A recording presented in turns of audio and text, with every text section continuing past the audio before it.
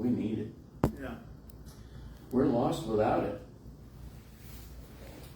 We have to have it. I heard a song yesterday that said something like this. I've been trying to get down to the heart of the matter, but my will gets weak. But I think it's about forgiveness. And then the singer repeated the word forgiveness. Well, that is actually the heart of the matter. Forgiveness. It has to come from the heart. It's about the heart. It's not about lip service or simply telling somebody or saying out loud, I forgive them, and then harboring resentment against them. Sometimes for days or weeks, but in some cases, years, decades. Forgiveness is a requirement. And it has to come from the heart. In that song, the writer sings about a relationship that went wrong. It ended, but he was still carrying bitterness inside, resentment. He writes, there are people in your life who've come and gone. They let you down. You know, they hurt your pride. You better put it all behind you, because life goes on. If you keep carrying that anger, it'll eat you up inside.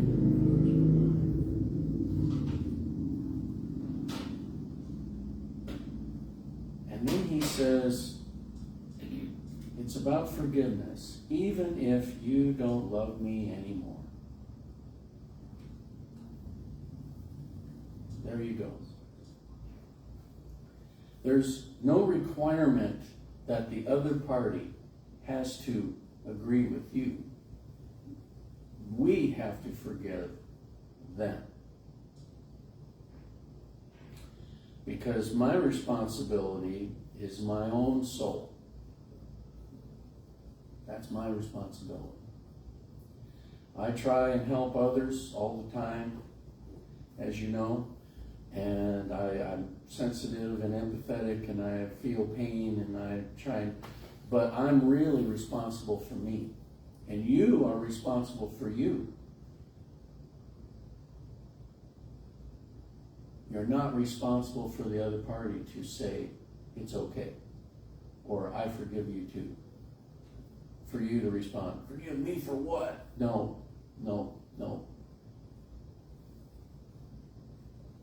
We each have to forgive. If the other guy doesn't, that's not your problem.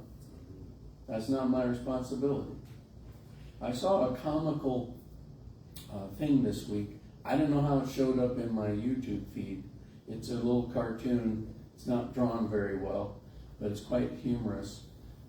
This woman is at work, and the boss asks her if she'll stay late and work late because I don't remember why. And the person says, oh, I think I can do that. I could use the overtime. The boss says, well, no, I'm not paying you any overtime, so you can come in a little bit late tomorrow, but I need you to stay late tonight. And this cartoon character says, no, I'm good. I can't stay late tonight because I can't come in late tomorrow. Something going on. And so no, I won't be staying late tonight. And the boss says, well, you just said you could. That was when I wanted overtime. In the end, the employee is mad at the boss, and the boss is mad at the employee. But at some point in there, the boss says, well, the boss is tasked with getting this done, and the employee says, well, then you could stay late because it's not my responsibility. Well, guess what's not your responsibility? The other person forgiving you. You have to forgive them. And if you did wrong somebody, you have a responsibility to ask them to forgive you. But it's not your responsibility for them to actually forgive you. I have to do what I'm supposed to do. That's a requirement. How could that be a requirement? Well, it is. Just give us a few minutes, and we'll be right there. Hebrews chapter 12, the 15th verse says, that a root of bitterness can spring up in my life, my attitude, and I can be defiled. What? Let it go. It's not worth it to keep carrying it around, whatever it is. It will eat you up inside, and it will defile us. Now here is one in my praying and preparing for this. This phrase actually came to me, and I thought, man, that's really harsh. But I'm going to say it because that's what I was given. Do we really think that the Lord is going to make an exception for us if we harbor resentment against somebody else? Do you really think He's going to make an exception? He's not. He's not. He will not. Well, I want God to forgive me. Well, He also wants me to forgive others. Jesus spoke about the subject of forgiveness a lot, but there are 3 particular times He specifically says that if we don't forgive, our Father in heaven will not forgive us. I remember when that understanding of that first came to me. I was still living at home with my parents. I was in college. I was out of high school. That in-between time where I was working at Domino's at night and the parking lot downtown in the daytime, and I forget what all the things I was doing. And I was at church, and Pastor Justice happened to read one of these passages, and I remember looking at it again in my Bible. I thought, well, maybe he misspoke. Surely that isn't what it said. And I must have reread that statement at least 3 or 4 times. And I remember sitting there in those benches and thinking, what? Forgiveness. God means business about forgiveness. He's serious about it. Matthew chapter 6, verse 14 and 15, if you want to turn there. Quote, "For if you forgive men their trespasses, your heavenly Father will also forgive your trespasses. But if you do not forgive, neither will your Father forgive your trespasses." What? That is harsh. That is serious business. Holding a grudge is not a noble thing. It's a horrible thing. It's a terrible thing. This is no joke. It's a very, very serious thing. Matthew chapter 18, the 35th verse, if you want to flip over to that. This is a terrifying one. And I'm not using that word lightly. Terrifying. In Matthew chapter 18, Jesus tells a parable about a man that owed a tremendous debt, and he could not pay the debt. And his master brought him in for questioning and laid down the law and said, okay, finally, you haven't been able to pay this, you can't pay this, there's no way you're going to be feasibly able to pay this. And the master orders to sell the man, sell the man's wife, and sell his children into slavery to pay the debt. And the man falls on the ground and he begs and implores his master to have mercy and allow him time to pay it. And the master has tremendous mercy and empathy. And he completely forgives the debt. Not only does he not sell him, his wife, and his children off into slavery. That's a horrible thing. You ever thought about that? Terrible thing. But then he says, you don't owe me a thing. I'm erasing the debt. He forgave the whole debt.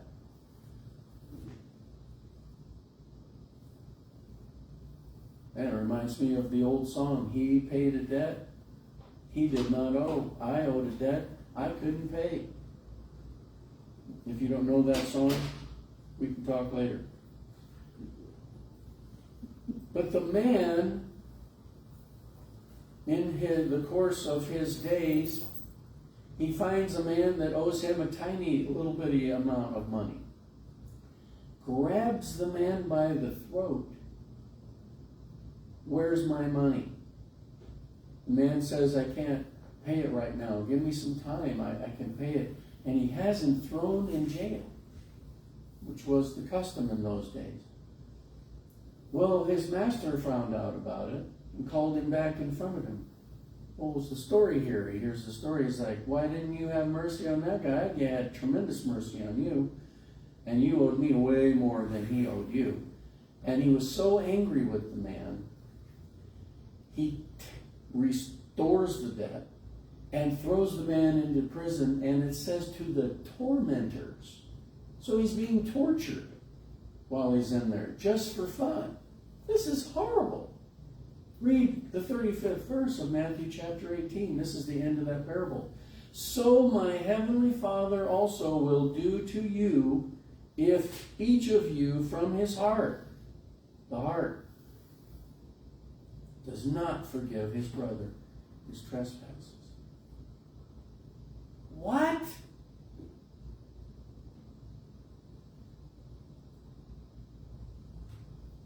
That's horrifying. That's horrifying. Serious business. Pastor Mark, this is a downer. I'm sorry. I told you it was a sensitive subject, but it's a necessary one. Forgiveness is major. It's huge. Mark chapter 11, 25 and 26. Jesus speaking, when you stand praying, if you have anything against anyone, forgive. Forgive them, that your Father in heaven may also forgive you your trespasses. And then he repeats what he said in earlier we read. But if you do not forgive, neither will your Father in heaven forgive your trespasses. Now, what is that scenario?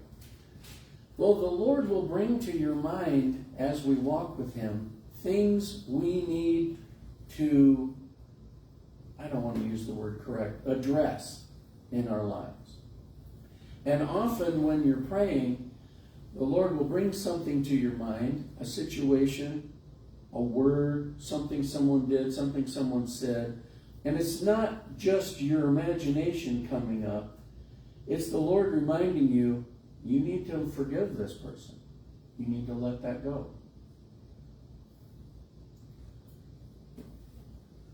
And that's what he's referring to. Now, if it's something that you actually have to go and talk to the person about and ask them to forgive you, well, then you have to do that. But if it's not, maybe it's just something in your heart. They wronged you, you didn't wrong them. You need to just say, Lord, I do forgive them. And you need to let it go. And if you don't feel like it's really coming from your heart, you just said it, that's a beginning. Now you have to pray about it. Now you have to seek the Lord about this and begin to pray blessings on that person. Until God works it out of your heart and you can literally pray blessings on them and you mean it. Not like, bless them. There's a difference. And that's hard. It's a process. That doesn't typically happen in 2 minutes or less. But it's a necessary thing. Because if you don't, our Father in heaven won't forgive us our trespasses. But wait, I thought God forgave every time I asked him. He does, but here's 3 times Jesus is saying this thing. It's serious. We cannot, as children of God, hold grudges against other people that have wronged us. We can't. We're not supposed to. We're supposed to forgive like he does. And he will forgive the most rotten person of the most rotten things they've done if they just, in sincerity, repent and ask him to. And he expects us to do the same thing. It's not enough to say it. I have to mean it.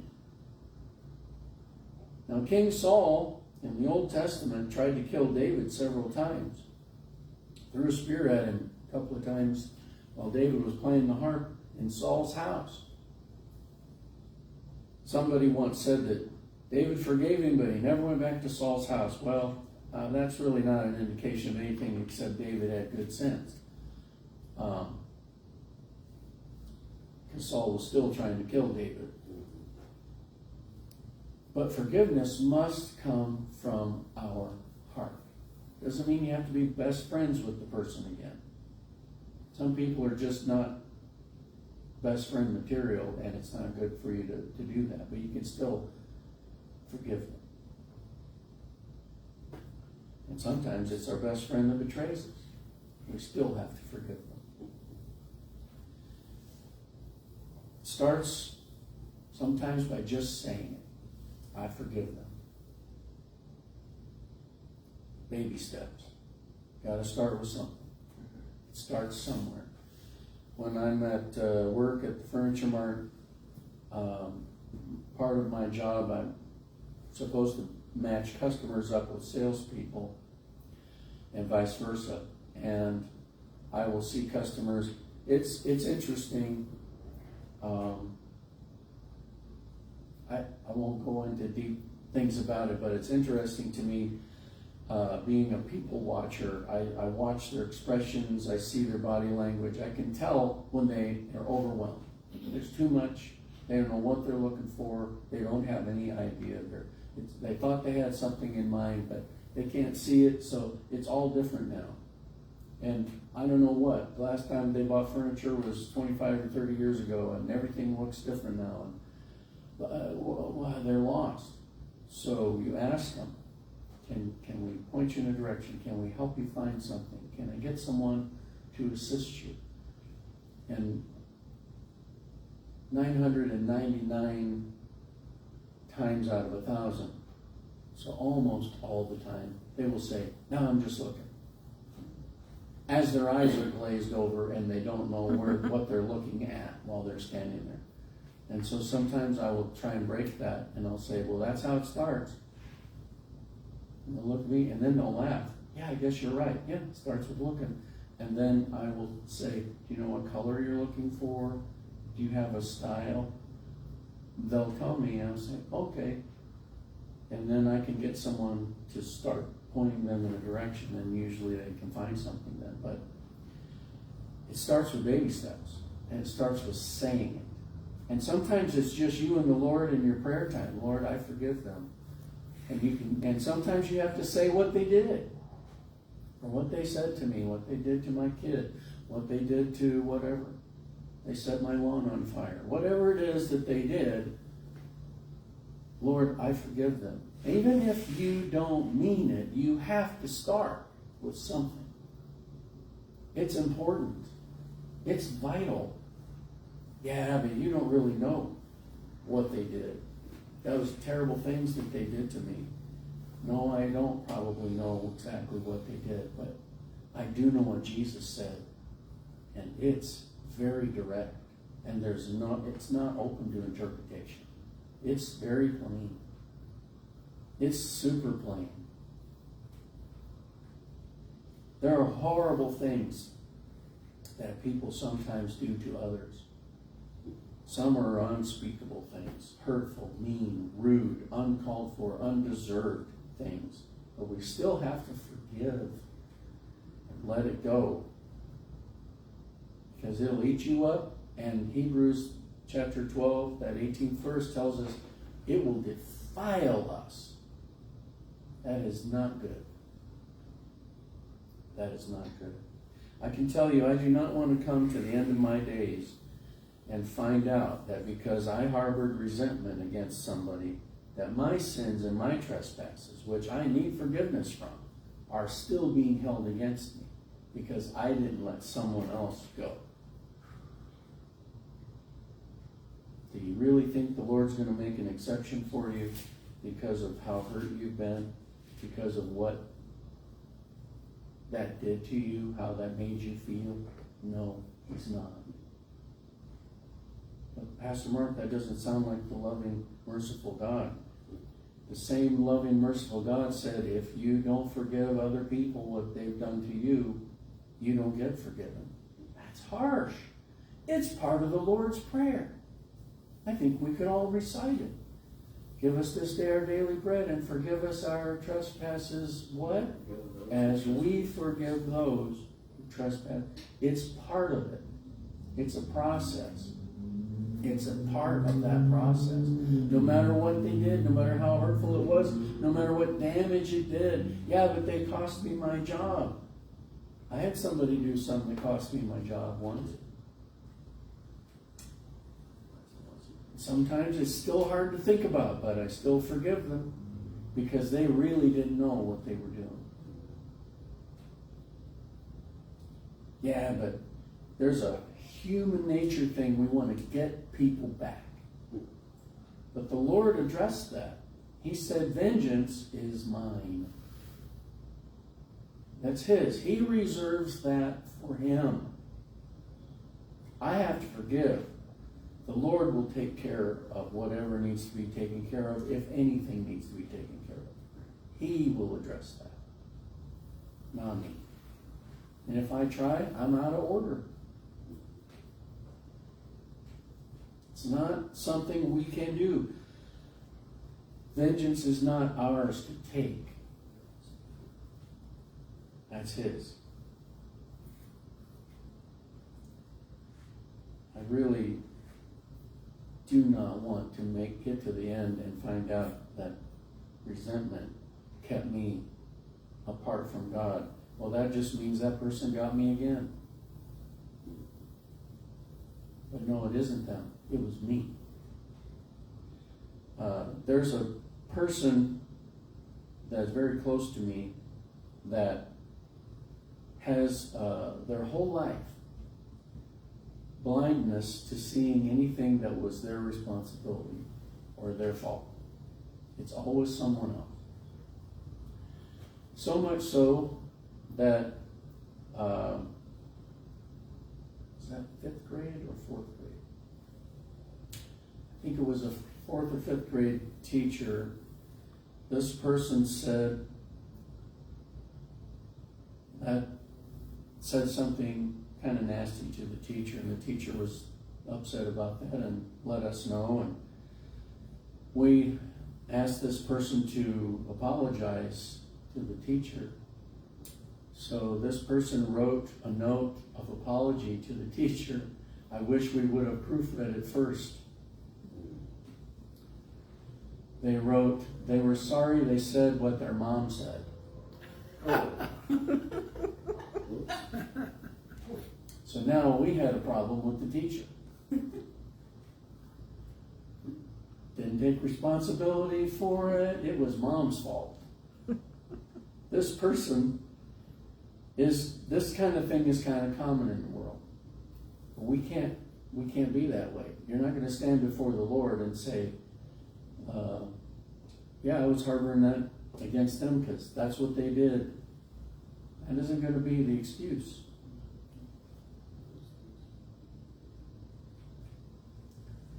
One of the people in the Bible, in my opinion, that was wronged in so many ways was Joseph. Joseph, one of the sons of Jacob. He told the dreams he had. His brothers mocked him. It was so bad that his brothers plotted to kill him, murder him, and his oldest brother talked them out of killing him. Let's throw him in this pit for a while until we can figure out what to do with him. And the oldest brother left to do something. And in that time, if you know your Bible, you'll put it together. So Jacob is the son of Isaac, who is the son of Abraham. Abraham had a son, Ishmael, by a different wife. Isaac's half-brother Ishmael, he had children. He got married and he had children. Joseph is in this hole, and his brothers see a caravan of Ishmaelites. Those are their cousins. So I'm going to say it in this context. They saw some of their cousins coming, because they did, and they sold their brother to their cousins who paid them, and their cousins tied him up and hauled him to Egypt and put him on an auction block and sold him as a slave and collected the money and left. That family is messed up. Joseph was roughly about 17-ish at the time. And for almost 20 years, not quite 20 years, his dad, his family, they all think he's dead. The grief that they feel, the brothers never tell anybody. They just keep it to themselves. They were just glad to be rid of the bomb. But Joseph says something, ultimately, you know the story. They're now kneeling before him. He's, in their eyes, an Egyptian. So he looked like an Egyptian. The Hebrew thing was to have the beard. The Egyptian thing was to be clean shaven. So you can imagine Joseph is probably clean shaven. He's wearing Egyptian clothes. He's standing in Egypt. They came there for food. They have to assume he's an Egyptian.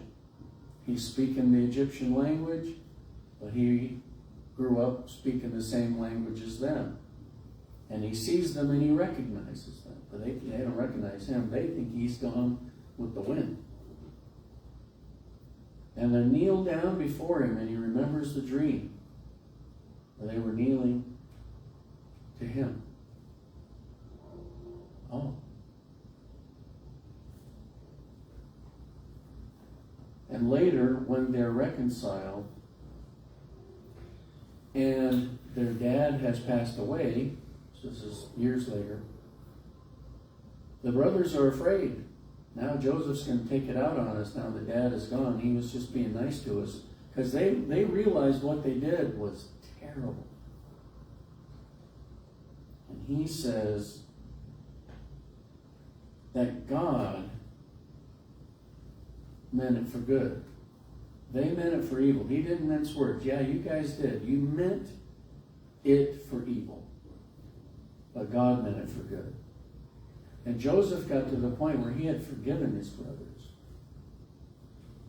He even named his firstborn son Manasseh, which means God has made me forget all my toil in my father's house. He was able to be happy again.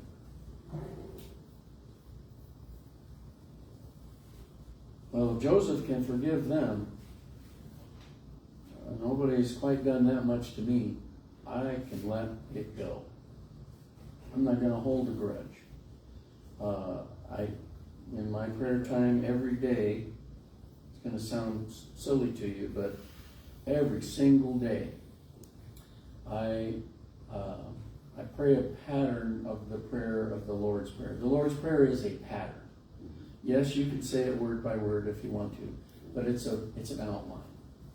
So he wants me to ask him for my daily bread, the things I want, but then he wants me to ask him to forgive me of my sin, my wrong, my trespasses, whatever I might have done.